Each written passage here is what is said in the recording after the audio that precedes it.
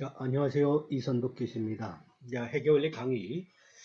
오늘은 좀 특별한 시간을 갖도록 하겠습니다. 우리가 지금 회계원리를 공부하면서 1장부터 6장까지 내용을 전체에 마쳤습니다. 그 내용에 대한 것은 우리가 회계란 무엇이냐, 그 기초부터 시작해서 특별히 회계순환 과정이라는, 그래서 기업이 거래가 발생하면은 발생한 거로부터 결국 재무제표를 작성하고 장부를 마감하기까지 그 일련의 과정들을, 그 기초가 되는 것들을 전체적으로 공부를 했습니다. 그래서 그거를 이제 우리가 다음 시간부터는요, 우리가 재무상태표 손익계산서에 대한 강론에 들어가게 될 텐데, 그래서 이제 오늘은 지금까지 했던 내용들은 특별히 우리가 중간고사를 앞두고서 그 내용을 이제 복습하는 의미의 총정리를 한번 짧은 시간이지만 한번 하도록 하겠습니다. 우리가 지난 시간, 지금까지 회계원리를 공부하면서 해왔던 내용을 한번 보십시오. 1장에서는 회계 시스템의 기본 구조, 2장은 재무상태표, 3장에서는 포괄 손익계산서 작성하는 방법들에 대해서 봤습니다. 그리고 회계순환 과정에 거쳐서 이제 4장, 5장에서 회계순환 4장에서는 회계 거래와 회계 장부, 그래서 회계 거래가 발생하면은 특히 분기라는 걸 통해서 어떻게 표시를 할 거냐 하는 것들을 살펴봤고, 5장에서는 이제 결산에서 특별히 우리가 수정분기라는 걸 과정을 통하고 이후에 재무상태표 손익계산서를 작성하고 마지막 장부 마감까지 하는 것들을 4, 5장에서 살펴봤습니다. 그리고 만약 이제 6장에서는 이 회사가 이제 상품 매매 회사라면은 4장, 5장까지는 결국 서비스 회사, 용역 회사의 경우를 예를 들었는데, 만약에 회사가 상품 매매 회사라는 경우는 무엇이 다르냐? 그래서 특별히 재고자산에 대한 관련해서 회계순환 과정 이런 내용에 대해서 공부를 했습니다. 자, 그럼 그거에 대한 이제 복습을 다시 한번 할 텐데요. 한번 봅시다. 자, 1장에서는 회계 시스템의 기본 구조에서 회계의 목적이 무엇이냐? 자, 무엇이었죠? 회계의 목적. 기업을 둘러싼 이해관계자, 그러니까 즉 이들이 회계정보 이용자가 될 수 있을 텐데, 이들이 어떤 합리적인 경제 의사결정을 할 수 있도록 유용한 정보를 제공하는 거. 그래서 회계란 기업을 둘러싸고 있는 이해관계자가 합리적인 의사결정을 할 수 있도록 유용한 정보를 제공하는 게 회계다. 이런 이야기를 했습니다. 회계의 분류는 크게 세 가지로 나눌 수 있다. 재무회계, 관리회계, 세무회계. 기업 외부의 다수의 이해관계자에게 특히 재무제표를 통해서 정보를 제공하는데, 이러한 것은 어디에서? 재무회계에서 담당을 하고, 그리고 이제 기업 내부에 있는 이해관계자에게, 그래서 기업 내부에서 예를 들어서 제품의 원가 계산을 어떻게 했는가, 그리고 여러 가지 뭐 예산을 편성하고 이런 이제 관리에 필요한 것들, 의사결정에 필요한 것들은 이제 관리에게서 담당한다.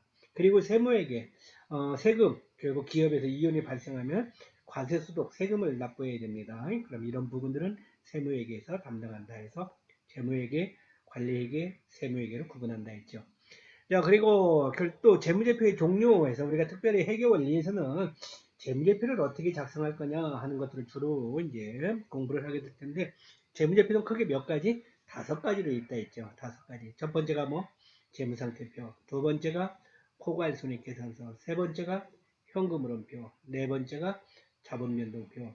다섯 번째 주석. 그래서 4개의 회계보고서에다가 플러스 주석, 이렇게 해서 5가지로 재무제표가 구성이 되어 있다 했는데, 이런 이제 회계 원리는 여러분 이런 회계 용어는 여러분들이 자주 쓰는 용어들은 머릿속에 좀 암기를 하든지 이해를 자주 하다 보면 이제 자연적으로 들어오게 되는데, 이렇게 빨리 이해를 하고 좀 머릿속에 넣어줬으면 좋겠어요.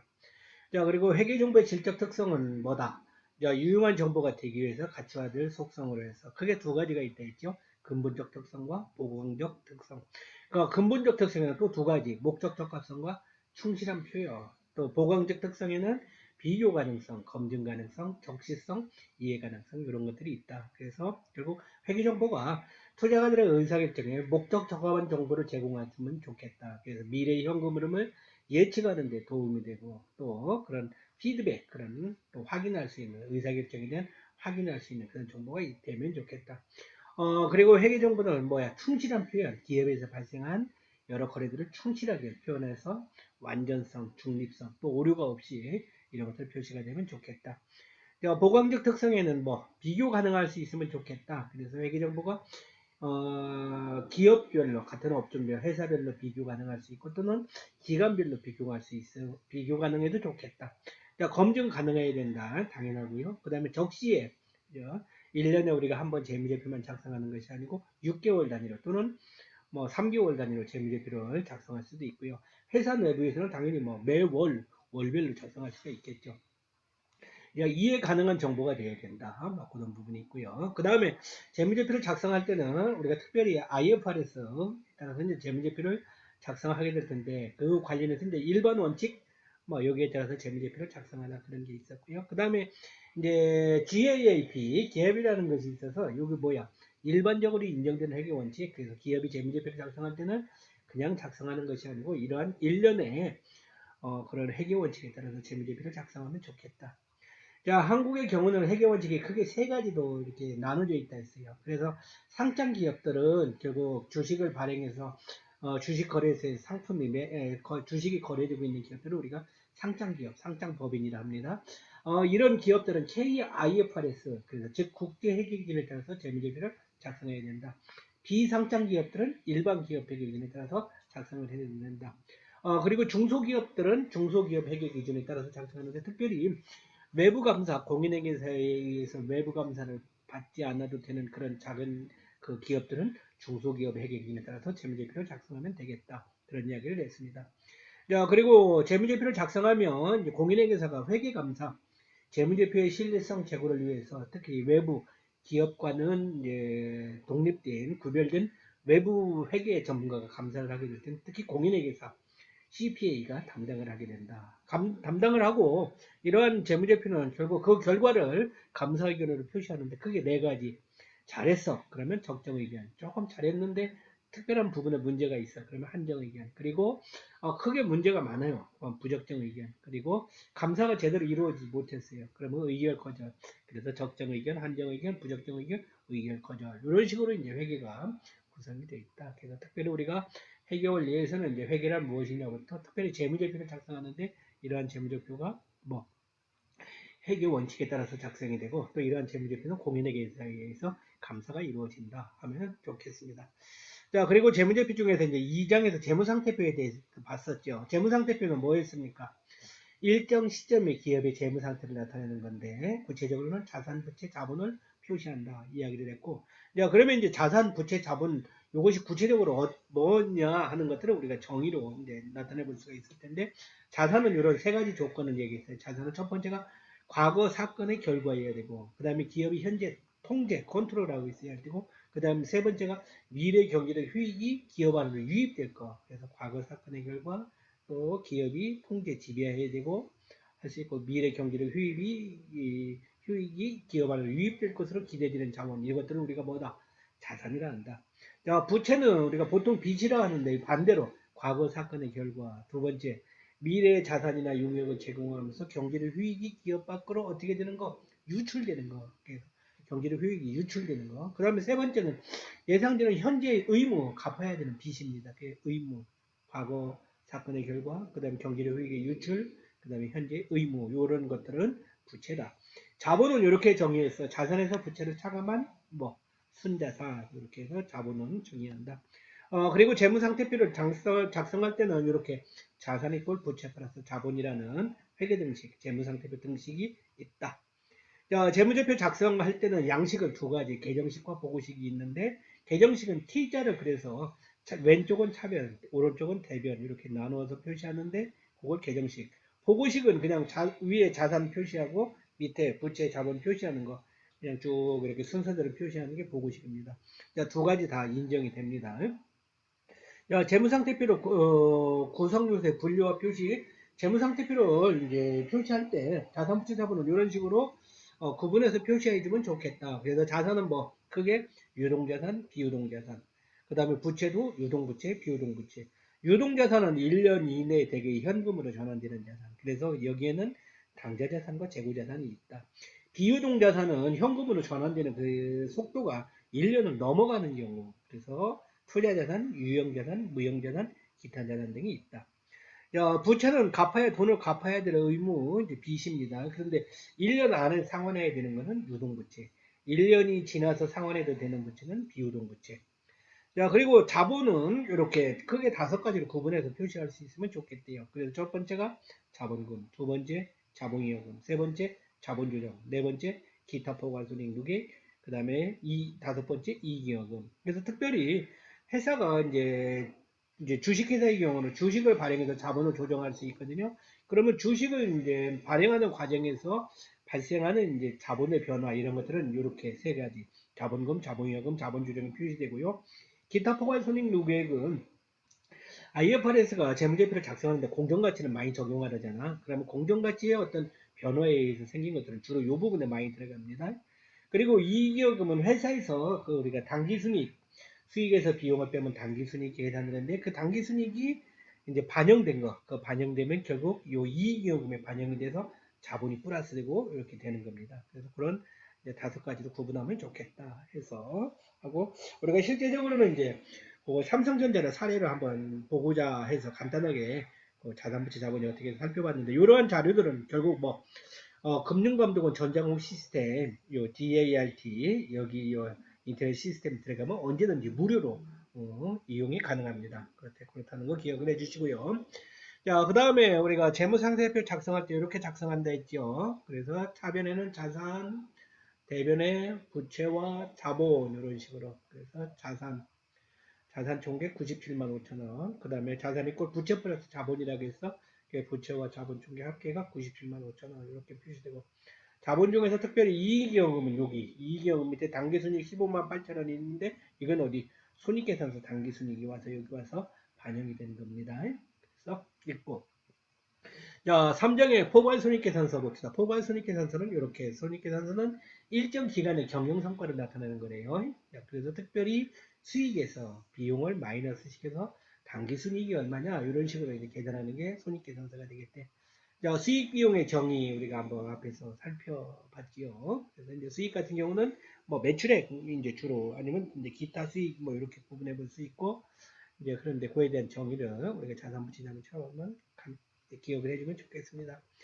자, 그리고 수익 비용을 인식할 때는 인식하는 기준이 이제 두 가지가 있대. 현금 기준과 발생 기준. 그래서 인식이라는 것은 거래가 발생한 걸 재무제표에 표시하는 걸 인식이라는 겁니다. 그런데 현금이 들어오고 나간 것을 기준으로 하는 것은 현금 기준. 아니야. 현금 들어오고 나간 것과 관계없이 실제 거래가 그 회계기간에 발생했냐. 그걸 기준으로 하는 건 발생 기준. 그런데 이제 우리가 현금흐름표는 주로 이제 현금이 들어오고 나간 걸 기준으로 해서 재무제표를 작성하는데 현금흐름표가 아닌 재무상태표, 포괄손익계산서, 자본변동표 이런 것들은 뭐 다 발생 기준에 의해서 재무제표를 작성한다. 자, 손익계산서를 작성하는 때 양식입니다. 계정식과 보고식이 있을 때요. 그래서 계정식과 보고식이 있는데 손익계산서는 이제 보통 이제 마찬가지로 여기서 차변 대비해서 나누어서 하는 걸 이제 계정식이고 하는데 그리고 이제 그냥 순서대로 쭉 표시하는 걸 보고식이도 하는데 X가 여기와 다 있네. 여기가 아니고 이쪽.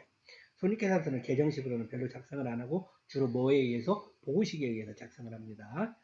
자, 그리고 손익계산서를 작성하는데 성격별 손익계산서, 기능별 손익계산서를 작성하는데 비용을 어떻게 표시하냐에 따라서 그렇게 작성하는 방법이 있을 수 있대요. 무슨 차이냐 하나만 기억해 주는 이제 기능별은 그 손익계산서 하나하나 그 비용들 기능을 갖고 있대. 그래서 이제 특별히 손익계산서 재료에 뭐가 표시되더라? 수익 중에 매출액이 있죠. 매출액에서 뭐 매출원가를 마이너스 시키면 매출총이익에서 이런 식으로 특별히 매출원가 부분을 이렇게 구분해서 매출총이익 구분해서 표시하는 것을 무슨 방법? 기능별 손익계산서다. 여러분이 이해를 해주면 좋겠습니다. 자, 손익계산서를 작성합니다. 작성하는데 이제 다단계 손익계산서에서 우리가 회계를 모르는 사람은 그냥 다 손익계산서 하면 당기순이익, 순이익만 얼마 있는 줄 알았는데 우리처럼 회계를 공부하는 사람들은 야, 회계 안 해도 손익계산서 안 해도 여러 가지 이익이 있구나. 단계별로 그 어떤 다 순서가 있구나. 한번 그래서 이제 볼 수가 있을 텐데 그렇게 이렇게 됩니다.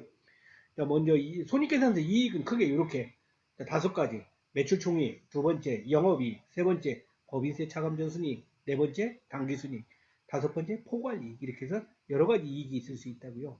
그런데 이제 매출총이익이 계산되는 건 어떻게 계산됐어? 매출액에서 매출원가를 마이너스 시켜서 매출총이익이 계산되고 매출총이익에서 판매비와 관리비를 마이너스 시켜 그러면 영업이익이 계산되고 그 영업이익에다가 금융수익과 기타 수익은 더해줘. 그 다음에 마이너스 금융비용과 기타 비용은 요거 마이너스 시켜줘. 그러면 뭐 법인세 차감전 순이익, 법인세 세금을 내기 전에 순이익이라는 의미야. 그러면 법인세 차감 전 순이익에서 법인세 비용 세금을 빼줘. 그러면 뭐가 계산돼? 당기순이익이 계산돼. 자, 당기순이익에다가 IFRS가 그냥 손익계산서가 아니고 특별히 포괄손익계산서를 작성을 하래. 자, 그래서 이제 당기순이익에다가 밑에다가 우리가 기타 포괄손익 항목에다가 평가 이익 같은 경우는 플러스가 되고 평가 손실 같은 경우는 마이너스가 들고 있고, 그래서 여기다 플러스 마이너스 해서 최종적으로 계산하면 포괄 이익이 계산된다. 자, 그 다음에 손익계산서 우리가 당기순이익이라는 것이 계산되고 가장 일반적으로 많이 중요하게 쓰이는 게 이제 당기순이익이 가장 많이 쓰입니다. 자, 그런데 당기순이익은 계산할 방법이 두 가지가 있대. 자본비교법, 손익법 두 가지가 있다네. 그래서 자본비교법의 경우에서는 이렇게 당기순 계산하는데 기말자본에서 기초자본은 마이너스 시켜서 계산하대요. 그러면 만약에 이제 주식 투자가 있었다, 주식 발행이 있었다 그러면 소유주에 의한 투자는 마이너스 시키고 주주에게 배당금을 지급했다. 그러면 그 배당금 부분은 소유주에 대한 분배다 해서 플러스 시키고. 그래서 이제 그런 식으로 해서 기말자본에서 기초자본을 빼갖고 당기순이익을 계산하는 방법도 있구나. 자, 그런데 이제 손익법의 경우에는 우리 손익계산서 작성한 것처럼 수익에서 비용을 빼갖고 당기순이익을 계산하는구나.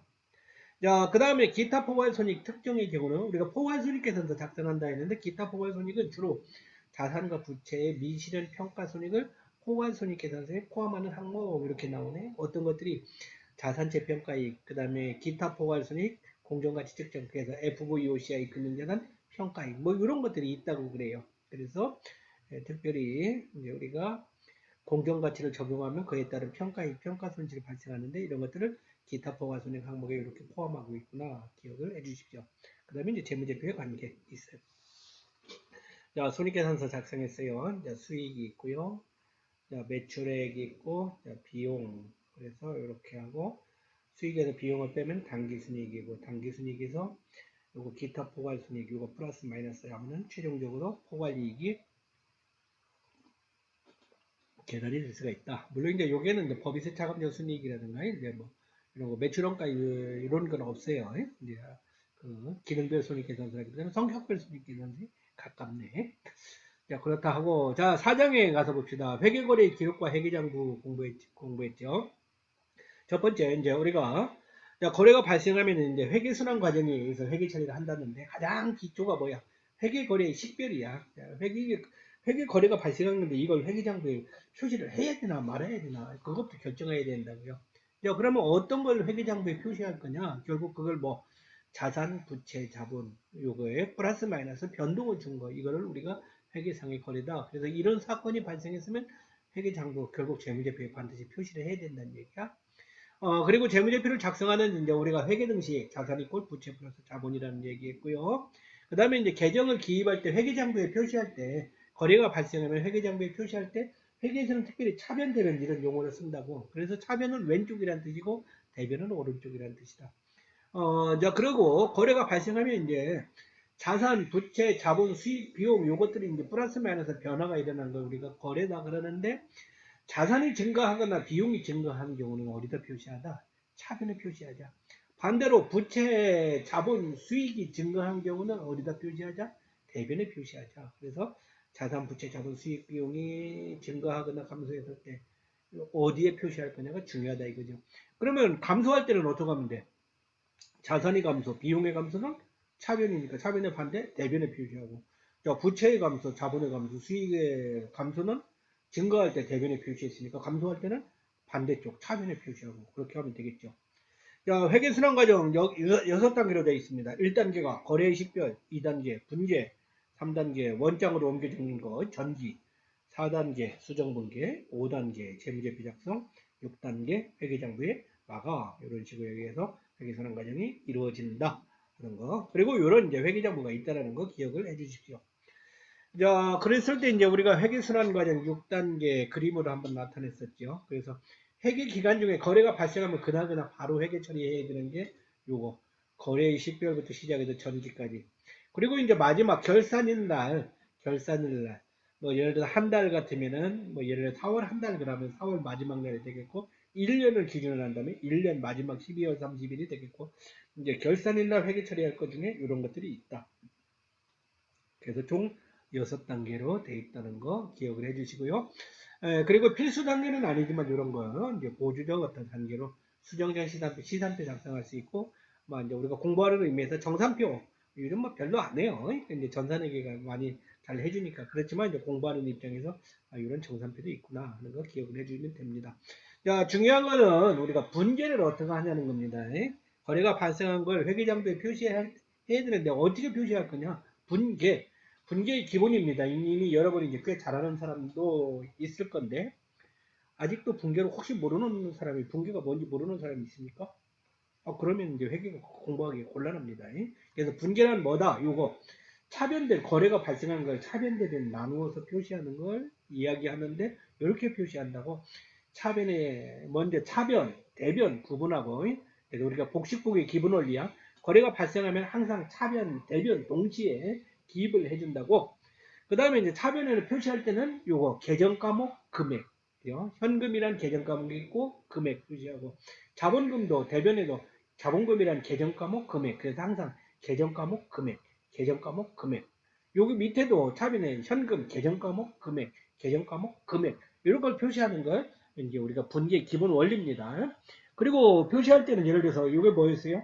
주식을 발행했을 때 한다 그러면 뭐였죠? 주식을 발행해서 현금을 받을 때, 그럼 현금이나 자산의 증가는 차변에서 이렇게 50만원. 자, 주식을 발행해서 자본의 증가는 대변.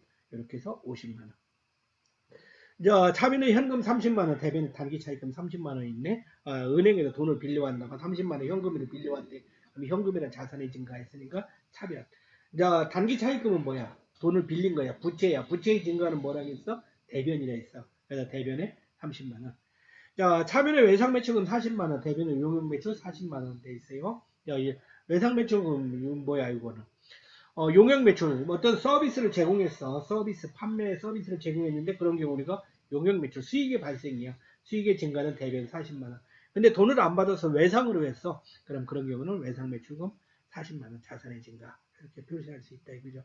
여기는 두 개가 분계가 돼 있네. 차변의 단기 차입금 20만원, 이자 비용 2천원, 대변의 현금 20만 2천원, 이렇게도 분계했어. 요거 분계할 수 있죠. 그죠? 이건 뭐야? 부채가 차변에 와 있네? 그럼 뭐야? 이거 부채가 감소라는 거야. 가면 뭐, 단기 차익은 갚았다는 얘기잖아. 갚았다는 거. 그럼 부채의 감소 20만원 갚고, 갚으면서 이자 2천원을 지급했네? 비용의 발생, 비용의 증가는 차변이네. 그래서 2천원. 대변에 요거, 이 차입금 갚고 이자 나간다고, 현금 얼마 나갔어? 자산의 감소 20만 2천원. 이런 식으로 분계한다 이거죠. 그래서 결국 분계란 계정 과목 금액, 계정 과목 금액. 그래서 차변, 대변, 그렇게 해서 우리가 표시하는 걸 분계. 분계를 잘하면 뭘 잘한다? 회계를 잘한다. 그래서 분계를 여러분이 많이 자주 해보고 좀 익숙해지면 좋을 것 같습니다. 자, 결산입니다. 결산.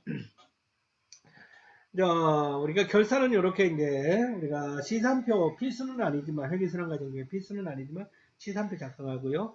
수정 분계할 수 있고, 또 수정 분계한 내용을 수정 후 시산표나 이렇게 정산표를 통해서 작성할 수 있고, 재무제표 작성, 그 다음에 회계장부에 마감, 이런 식으로 할 수가 있겠어요. 특별히 시산표를 작성하는 이유 중에 하나는 분계나 전기가 정확하게 잘 이루어져 있는지, 그래서 우리가 분기했던 내용, 그 다음에 분기한 걸 원장으로 옮겨 적는데 그걸 전기라고 했어요. 그것들이 차변되는 제대로 잘 돼 있는지, 이것들을 이제 보는 의미에서 우리가 또 시산표를 작성하고 표 하나로 다 집계를 한다 이거예요. 자, 시산표의 차변은 이런 게 자산, 비용, 배당금이 발생함을 차변에 표시하고, 그 다음에 부채, 기초자본, 당기순이익, 수익, 이런 것들은 대변에 표시하자. 자, 그 다음에 이제 수정 분계를 하는데, 우리가 분계는 크게 세 가지가 있어요. 기준 분계, 거래가 발생하려 바로 표시해야 되는 분계, 그리고 기말에 가서 하는 수정 분계가 있고, 마지막 장부 마감할 때 하는 마감 분계가 있어요. 자, 그랬을 때 이제 수정 분계는 특별히 우리가 발생 기준에 의해서 기말 시점에 추가적으로 분계가 필요한 게 있을 수 있대. 그래서 이제 그걸 회계 처리하는데, 수정 분계는 크게 세 가지 형태, 발생 항목, 이연 항목, 평가 항목 세 가지로 나타나는데, 자, 발생 항목은 두 가지, 미자 들어가는 거, 미수수익, 미지급 비용. 미자 들어가는 거. 미수수익은 뭐지? 수익이 발생을 했는데 돈을 아직 안 받은 경우. 그러면 돈을 안 받았지만 이거는 이번 회계기간에 수익으로 들어와야 될 돈이야. 그럼 우리가 미수수익에서 거래가 발생한 걸로 표시하자. 미지급 비용은 마찬가지로 비용이 발생을 했는데 돈을 지급을 아직 안 했어. 지급 안 했어도 이번 달 비용 회계기간에 표시해야 되는 거는 해주자. 그래서 우리가 급여 같은 경우도 했죠. 그래서 차변의 급여, 대변의 미지급 급여 이런 식으로 표시를 한다. 그래서 미수익, 미지급 비용은 발생분계, 발생항목. 야, 이연항목은 선자 들어가는 거, 선급비용, 선수수익. 선급비용은 뭐지? 선급은 돈을 미리 지급한 거, 선수는 돈을 미리 받은 거. 그래서 선급비용은 아직 비용이 발생 안 했는데 돈만 미리 지급한 거. 보험료 1년분은 미리 지급했어. 그런 경우 선급비용. 선수수익은 뭐 수익이 아직 발생하는데 돈을 미리 받았어. 우리 임대업을 한다 합시다. 임대업 하는데 1년분 임대료를 미리 받았어요. 그럼 그런 경우는 서비스를 제공하기도 전에 그런 경우는 선수수익. 이렇게 해서 그러면 뭐야? 선수수익 미리 받은 건 아직 수익이 발생을 안 했기 때문에 다 돈은 받았지만 수익으로 인식하는 건 다음 회계기간으로 미룬다. 비용도 우리가 선급보험료 돈을 미리 지급하긴 했지만 아직 비용 발생하는 건 다음 실제 비용이 발생하는 회계기간을 미룬다. 미룬다는 뜻에서 우리가 이연분계 이렇게 이야기를 한다. 이연. 자, 그 다음에 평가분계는 단기금융자산 평가손실, FVOCI 금융자산 평가인 또는 뭐 감가상각, 대손상각 이런 것들은 다 평가 항목이 되겠습니다. 특별히 IFRS가 이제 공정가치를 많이 적용을 하잖아. 그래서 이제 그런 거 하면서 특히 이제 이런 평가 분계가 또 동시에 이루어진다. 그래서 결국 수정 분계가 조금 어렵게 느껴질 수 있지만 별것도 아니다. 왜냐? 결국 발생 항목, 이연 항목, 평가 항목 이런 과정을 통해서 수정 분계가 이루어지기 때문이다. 정산표는 이제 이렇게 시산분계, 시산표, 수정분계, 손익계산서, 재무상태표 요것들이 표 하나에 다 작성된 거 하고 이제 정산표가 작성되면 이미 손익계산서, 재무상태표가 있기 때문에 뭐 누워서 떡 먹기로 이렇게 재무상태표, 포괄 손익계산서 작성할 수 있겠죠. 자, 회계장부의 마감, 수익과 비용에서 특별히 임시계정은 소멸시킨다. 집합손익 사용한다. 자산부채 자본은 영구계정 차기이월로 마감해서 전기이월로 시작한다 해서 얘기하는데 그래서 이제 우리가 수정분계하고 마감분계 한번 차이를 한번 잠시 봅시다. 그래서 우리가 수정분계 아까 발생 항목 이렇게 했죠. 차변의 급여 100만원, 대변의 미지급 급여. 돈을 줘야 되는데 아직 안 줬어. 그렇기 때문에 뭐 장부에 표시가 안 돼 있어. 그러면 이제 수정분계는 지급이 안 됐지만 요번 급여가 요번 나가야 하기 때문에 반드시 장부에 표시해 준다. 그래서 차변의 비용 발생, 차변의 급여. 돈을 안 줄 거기 때문에 대변의 미지급 급여, 부채의 발생. 그 다음에 미수이자, 돈을 안 받았지만 이자 수익 요번 회계기간에 받아야 되는 이자가 발생하는 것은 표시해주자 이거야. 그러면 수익의 발생은 뭐야? 대변에 표시하잖아. 그래서 대변의 이자 수익. 그 다음에 차변에는 미수이자. 이연 항목은 이렇게 표시했네. 이제 여기 분계가 두 개 있어요. 검정색이 있고 빨간색이 있고요. 검정색은 기간 중에 거래가 발생한 거. 그리고 빨간색은 지금 하는 수정 분계입니다. 기간 중에 이렇다 합시다. 보험료를 1년분을 미리 지급했어. 그러면 차비는 선급보험료 만원, 현금 7,000원, 7,000원이 미안합니다. 여기도 만원인데 오타가 많아서 미안. 차비는 선급보험료 만원, 대비는 현금 만원 이렇게 표시를 할 수가 있고 이렇게 지급했는데 그 중에 보험료 경과된 게 예를 들어서 7,000원 경과됐다 합시다. 그러면 차변에 보험료 7,000원 이제 비용 발생. 그 다음에 대변에 선급보험료 7,000원 이렇게 표시한다는 거야. 그래서 선급 우리가 비용. 그 다음에 이런 거 있죠. 또 이제 선수 들어가는 거. 차변에 현금 60만원, 대변에 선수임대료 60만원. 그래서 선수임대료로 되는 뭐 돈을 60만원을 미리 받았다 합시다. 그러면 차변에 현금, 대변에 선수임대료 60만원. 여기도 60만원. 미안. 자, 그런 상황에서 이제 임대 실제 수익, 뭔가 서비스를 제공해서 그럼 수익 발생, 대변에 임대료 수익 35만원. 그러면 이제 서비스 제공했으니까 부채가 감소돼야지 선수임대료 차변에 선수임대료 35만원. 그래서 오타가 있어서 미안합니다. 그 다음에 3번 차변에 소모품 3만원, 대변에 현금 3, 소모품을 구입했어. 그럼 차변에 소모품 3만원, 대변에 뭐 현금 3만원 이렇게. 이제 만약에 소모품을 구입했을 때 이렇게 분계했다 합시다. 야, 그러면 이제 그것도 수정 분계 때는 소모품 3만원 중에서 예를 들어서 이제 만원 남았다 합시다. 그러면 얼마 사용했어? 2만원 사용했어. 그럼 사용한 거는 뭐라고 하냐? 소모품 B 해서 비용으로 구체적으로 표시하자. 그래서 차변의 소모품 B 2만원, 대변의 소모품 2만원. 이걸 사용한 것만큼 자산의 감소 되겠습니다. 소모품 B는 비용, 소모품은 자산의 감소. 자, 평가 항목 이렇게 단기금융자산 20만원 대비는 단기금융자산 평가이익에서 다른 회사가 발행한 주식을 예를 들어서 30만원에 구입했는데 50만원을 가격이 올라갔어. 그럼 얼마 올라갔어? 20만원 올라갔어. 가격이 올라갔을 때는 우리가 평가이익 떨어졌으면 평가 손실. 그러면 평가이익 이제 가격 올라간 것만큼 대변에 금융자산 평가이익 해주고 차변에는 단기 금융자산 표시해준다 이거죠. 자산의 증가. 그리고 이것이 이제 단기 어떤 금융자산 취득한 것이 아니고 장기간 보유할 목적이야. 그럼 그런 경우는 특별히 FVOCI 금융자산으로 이렇게 부르자. 그래서 이제 그런데 FV 금융자산을 했는데 예를 들어서 20만 원에 아니다. 50만 원에 구입했는데 예를 들어서 20만 원으로 가격이 툭 떨어져 버렸어. 야, 그러면 얼마 손실이야? 30만 원 손실이야. 야, 그러면 이제 FVOCI 금융자산 평가 손실 30만 원 가격 떨어진 거에 손실 처리해주고 대변에 FVOCI 금융자산 자산의 감소 표시해준다고요. 그 다음에 이제 요 FVOCI 평가 손익은 FV가 OCI가 무슨 뜻? 기타 포괄 손익이라는 그런 이야기야. 그래서 금융자산 평가 손실이나 이익이 발생하면 이때는 기타 포괄 손익으로 항목으로 하라. 그래서 FVOCI 이렇게 회계 처리한다는 거. 자, 수정 붕괴 그렇고요. 자, 아까 마감 붕괴 한번 하는 것도 본다 했죠. 마감 붕괴는 크게 두 가지로 나눠요. 임시 계정과 영구 계정. 임시 계정은 이제 수익 비용 항목이고요. 영구 계정은 자산 부채 자본 항목입니다. 그래서 특별히 임시 계정 수익 비용은 얘들은 임시야, 임시. 그러니까 요번 회계 기간 지나면 다 없어질 거야. 소멸될 거야. 그래서 이제 소멸시켜주는 붕괴를 우리가 결산해서 마감 붕괴에서 하는 겁니다. 어떻게 소멸돼? 원래 수익의 발생, 수익의 증가는 어디 적혀? 대변에 적히는 거야. 근데 그거 없애려면 어떻게 해야 돼? 차변으로 표시해주면 된다고. 그럼 차변에 용역 매출 40만원, 임대료 수익, 이자 수익 있잖아.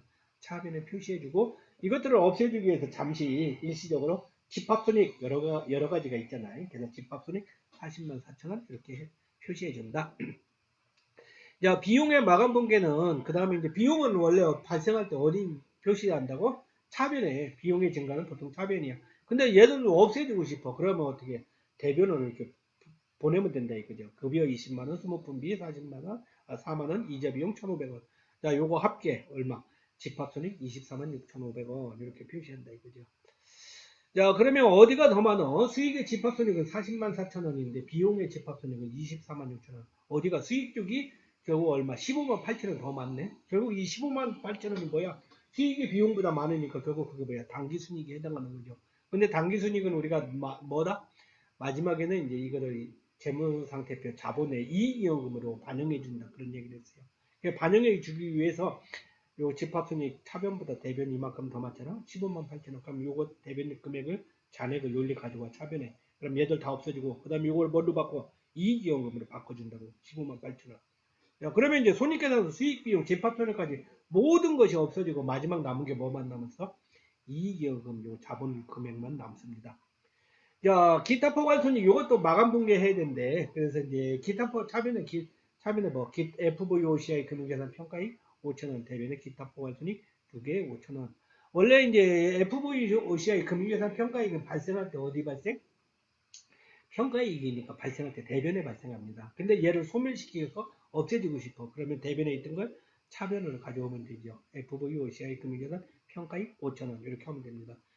그리고 대변에는 이제 뭐 기타 포괄손익 누계 요거 이제 재무상태표 자본에 보면은 자본을 총 5가지로 나누어서 표시했잖아. 그럼 그 중에 기타 포괄손익 두개액이라는 게 있어요. 그럼 요걸로 바꿔준다. 기타 포괄 손익은 이제 손익계산서에 있는 건 기타 포괄 손익 해갖고 당기순익 밑에 적혀 있는 건 기타 포괄 손익이고 그건 그 연도에 그게 이제 그런 그 기타 포괄 손익이 발생했다는 거고 요게 이제 재무상태표에 이렇게 발생이 이제 거기에 반영이 되면 얘는 여기서는 뭐다? 누계액 기타 포괄 손익 누계액 그럼 전년도 금액까지 합쳐서 거기에 발생했구나 하는 걸 이야기합니다. 그래서 이제 그걸 마감 붕괴를 한다네.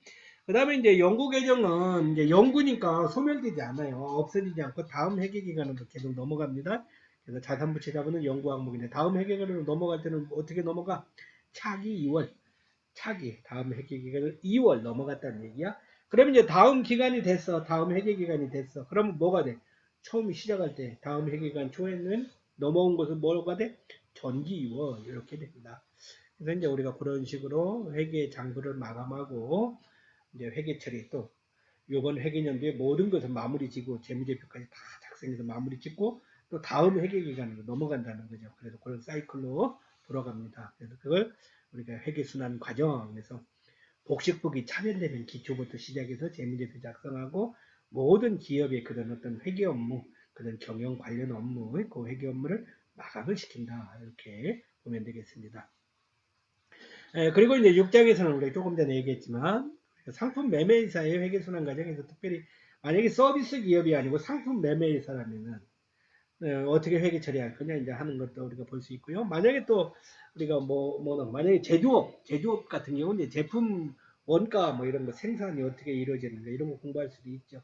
그래서 이제 그거는 어디다 우리가 회계 분류할 때 재무회계, 관리회계, 세무회계 있었죠. 그래서 그거는 이제 관리회계 부분에서 제품 원가 이런 부분들은 이제 제조업의 경우는 그렇게 회계 처리를 합니다. 자, 쭉 내용을 자 간단하게 한번 볼게요. 자, 일단 상품 매매에서는 상품을 매입하여 자, 이윤을 붙여서 판매하는 회사를 말한다. 유통. 자, 재고자산은 판매를 목적으로 하는 보유자산인데 그 취득원가는 결국 매입 금액에다가 부대원가를 포함한 가격이다. 자, 매출은 상품의 판매 가격이다. 자, 매출 체크는 뭐와 뭐를 합친 거? 매상 매출금과 받으름을 합쳐서 재무상태표에 이렇게 표시한다. 매입 채무는 뭐와?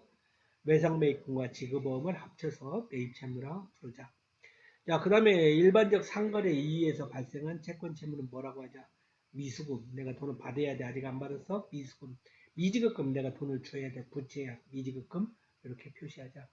자, 매출원가는 판매된 상품의 원가를 얘기하는데 기초재고액 플러스 단기 매입액 마이너스 기말재고 이런 식으로 해서 매출원가를 계산한다. 자, 그 다음에 이제 매입과 관련해서 매입 애누리와 환출, 그 다음에 매입 할인이 있고 매출 애누리와 환입, 매출 할인이 있고 요거 뭐라 했어? 2-10, N-30 요거 뭐라 하겠어요? 자, 우리가 상품을 외상으로 매입했는데 돈을 언제까지 갚는다? 30일 내로 갚아야 된다. 근데 만약에 어떻게 한다? 10일 안에 돈을 미리 그지? 갚으면은 몇 퍼센트는? 2%를 깎아주겠다. 그지? 이제 이런 내용. 그래서 이제 우리가 매입 할인. 반대쪽 입장에서 깎아받는 사람은 매입 할인, 깎아주는 사람은 매출 할인 되겠다. 그 다음에 이제 재고자산을 관리하는 방법이 두 가지가 있다고요. 계속기록법과 실질재고조법. 계속기록법에는 이제 표시할 때마다 차비는 재고자산, 또 상품을 팔았어. 그럼 대비는 재고자산 항상 들어오고 나간 걸 장부에 기록해 주는 게 계속기록법. 그런데 실질재고조사법은 뭐야? 이제 상품을 구입할 때는 매입, 팔았으면 매출 요것만 표시해주고 그러면 재고자산에 대한 정리는 언제? 수정분기할 때 이렇게 차변의 매출원가, 대변의 재고자산, 차변의 단기, 그다음 매출원가, 매입, 대변의 또 차변의 재고자산, 대변의 매출원가. 그래서 우리가 매, 재, 매, 재, 매 이런 식으로 이제 분계를 한다. 그리고 이제 마찬가지로 상품 매매에서도 회계순환 과정에 의해서 회계 처리를 한다. 그래서 이제 우리가 그런 식으로 우리가 회계원리 1장부터 6장까지 회계원리 그 기초에 대한 거 아주 전체적인 것을 포괄적으로 공부를 했습니다. 물론 이제 여러분이 물론 나한테야 이제 쉽지만 여러분한테는 이제 회계 여러분이 대학 처음 들어와서 회계를 하다 보니까 용어가 생소한 부분도 있을 수 있고 또 차별 대비 나누어서 또 있고 계산기 두드려가면서 계산하는 부분도 있고 조금 이제 내용이 막 들어오니까 어렵게 느껴지는 부분도 있죠. 그런데 또 하다 보니까 묘하게 재밌는 부분도 있어요. 재무제표, 상태표, 손익계산서 이것들을 딱 작성했는데 또 차변들을 기가 막히게 또 금액이 딱 맞네. 거기에서 나오는 어떤 짜릿한 쾌감, 공부를 하면서 느끼는 어떤 그런 부분들이 있을 겁니다. 여러분이 회계를 잘하면은 또 여러 가지 우리 또 경영학 전공, 경영학과 또 경영학부에서 또 회계세무학 전공 나중에 취업하는데 여러 가지 좋은 점들이 많습니다. 그래서 여러분이 좀 열심히 이렇게 한번 해 주십시오. 자, 수고 많았습니다.